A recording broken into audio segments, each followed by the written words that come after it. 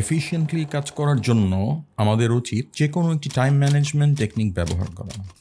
আজকে খুবই জনপ্রিয় একটি টেকনিক সম্পর্কে বলবো, অনেকে জানাও আছে, হয়তো ইমপ্লিমেন্ট করি না। বেনিফিট পাওয়ার জন্য ইমপ্লিমেন্ট করতে হবে।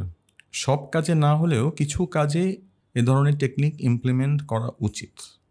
একটু মজা করে বললে এই টাইম ম্যানেজমেন্ট টেকনিকের নাম হলো টমেটো টেকনিক। ইতালির ফ্রান্সেসকো সিরিলিও 1980 সালে এই টাইম ম্যানেজমেন্ট টেকনিকটি উদ্ভাবন করেন। সিরিলো যেহেতু একটি টমেটো আকৃতির কিচেন টাইমার ব্যবহার করে এই টেকনিক উদ্ভাবন করেন, তাই এই টেকনিকটির নাম পোমোডোরো টেকনিক। ইতালিয়ান ভাষায় টমেটোকে বলে পোমোডোরো, সেজন্যই বলেছি টমেটো টেকনিক। যাক, এখন আসা যাক এই টেকনিকের মাধ্যমে কিভাবে আমরা আমাদের কাজ এফিশিয়েন্টলি করব সেই কথায়। পোমোডোরো টেকনিকে একটি কাজকে 25 মিনিটের ব্রেক বা ইন্টারভালে ভাগ করতে হয়। যেমন ধরুন, আপনি একটি কাজ করবেন যেটা শেষ করতে 1 ঘন্টা লাগবে।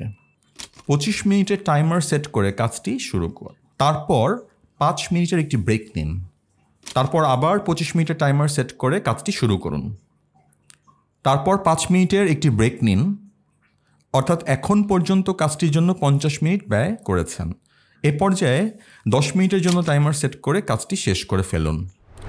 এভাবে যে কোনো কাজ সম্পন্ন করার জন্য 25 মিনিটের জন্য টাইমার সেট করে কাজ করার পর একটু ব্রেক নিয়ে আবার একইভাবে টাইমার সেট করে বাকি কাজ করতে পারি আমরা।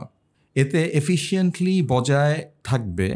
এর কারণ হলো কাজের মাঝে বিরতি না নেওয়ার ফলে অন্যদিকে মনোযোগ যাচ্ছে না, আর কাজটি একবারে শেষ হয়ে যাচ্ছে। শুধু একটি কথা বলে আজ শেষ করছি, টাইমার কিন্তু আমাদের সবার অ্যান্ড্রয়েড ফোনেই আছে।